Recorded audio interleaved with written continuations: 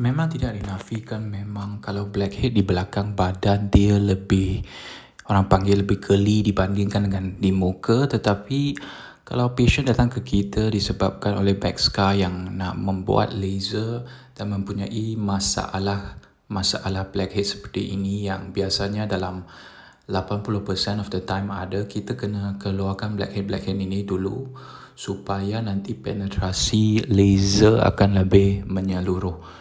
So, seperti komen yang kita dapat, ini adalah satu kes yang juga agak tidak menyelerakan.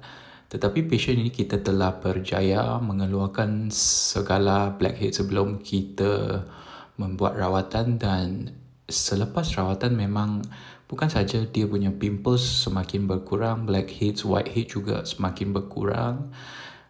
Secara keseluruhan badan belakang beliau semakin cerah dan keyakinan beliau juga semakin bertambah sebab beliau akan berkahwin tidak lama lagi.